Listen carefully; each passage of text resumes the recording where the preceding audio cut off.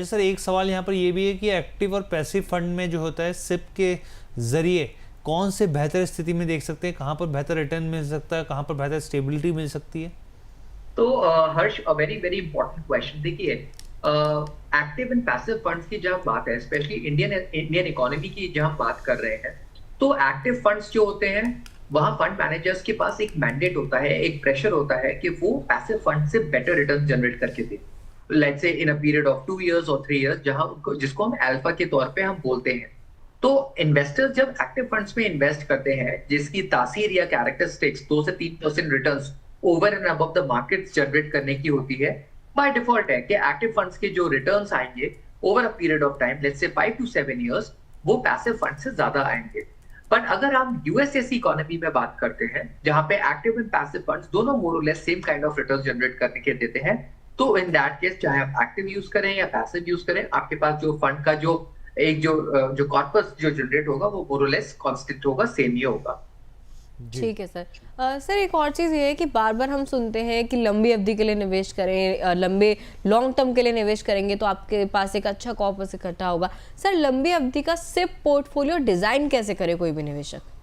देखिए Divya, a good question. जब भी आप एसआईपीज पोर्टफोलियो को डिजाइन करते हैं, जैसे मैंने पहले पोर्टफोलियोज को देखकर भी बोला कि पोर्टफोलियोज में अगर थोड़ी वॉलेटाइल वाले फंड्स होते हैं या जिसका जो इंडेक्स से काफी ज्यादा सेंसिटिव फंड्स होते हैं, अगर आप वो अपने पोर्टफोलियोज में लेंगे तो आपके पोर्टफोलियोज में एक अच्छे रिटर्न्स आने के चांसेस ज्यादा है। बट इसका मतलब ये बिल्कुल नहीं है कि आप सिर्फ और सिर्फ वॉलेटाइल वाले फंड्स अपने पोर्टफोलियोज के अंदर रखें।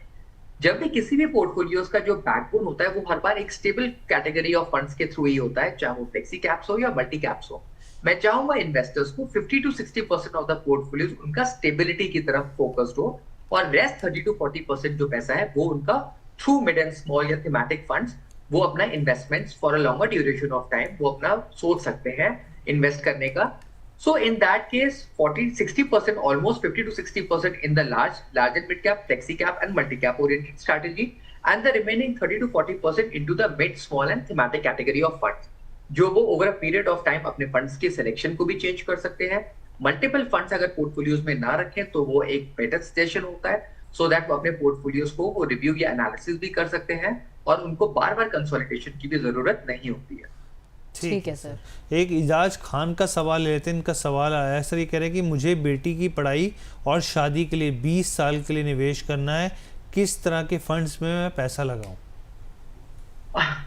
इजाज जी देखिए, बहुत इंपॉर्टेंट क्वेश्चन है, बिकॉज 20 साल का आपका एक दृष्टिकोण है और 20 साल एक काफी लंबा पीरियड माना जाता है। जैसे दिव्या ने अभी मुझसे सवाल पूछा कि अगर लंबे टाइम के या लंबे समय के लिए या लंबे अवधि के लिए अगर कोई पोर्टफोलियो डिजाइन करना है तो उसमें किस टाइप के फंड्स होने चाहिए, तो इजाज जी मैं आपको वही बताना चाहता हूँ।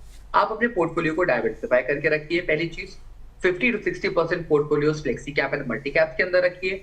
Remaining 30 to 40% portfolio mid and small and thematic funds के अंदर रखिए। पोर्टफोलियोज को रेगुलर मॉनिटर करके रखिए कि आपके जो एक्टिव फंड्स हैं वो बेंचमार्क्स को या पैसिव फंड्स को वो रेगुलरली बीट कर पा रहे हैं, और आप अपने पोर्टफोलियोज के अंदर स्टेप अप करें, चाहे वो 5% या 2% से भी। तो इजाज जी इन दैट केस आपकी बिटिया की पढ़ाई एंड शादी जो दोनों आपके क्राइटेरियाज हैं वो प्रॉपर्ली फुलफिल हो सकती है।